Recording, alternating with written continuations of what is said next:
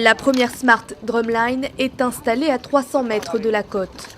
Au bout de la ligne, cette espèce de mulet sert d'appât. L'autre engin de pêche est placé à près de 700 mètres. Cap-Requin se déploie aux Roches Noires pour évaluer les conséquences du dispositif dans un tout autre milieu naturel, les récifs coralliens. L'objectif, c'est vraiment de faire exactement ce qu'on a fait en baie de Saint-Paul depuis 9 mois, aux Roches Noires, dans un contexte où on a toujours une interdiction des activités nautiques. Ce sera du lundi matin au vendredi matin, avec des appâtages donc le matin et le soir en continu. L'engin de pêche sera enlevé le vendredi matin pendant tout le week-end, jusqu'au lundi matin, ce qui nous permet d'avoir des périodes appâtées et des périodes non appâtées, et de pouvoir évaluer du coup les différences de comportement éventuelles des requins marqués.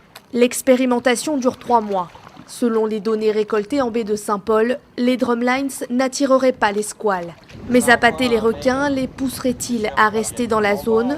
Les drumlines peuvent-elles réellement capturer un squale potentiellement dangereux ? Pour préserver les autres espèces, 7 balises seront utilisées.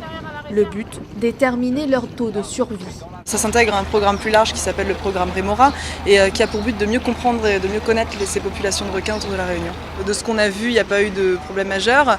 Après là on continue, on sera toujours observateur embarqué. On aura aussi des gens qui seront là pour soutenir le pêcheur au niveau des marquages des requins de récif. L'association Prévention Requins Réunion est très impliquée dans le dispositif.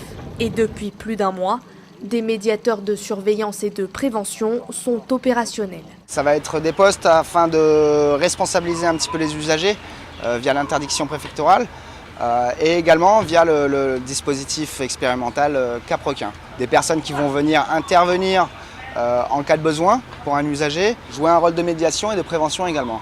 Le filet est de nouveau posé aux Roches Noires. Il faut attendre son installation à Boucan pour permettre à l'expérimentation de s'élargir.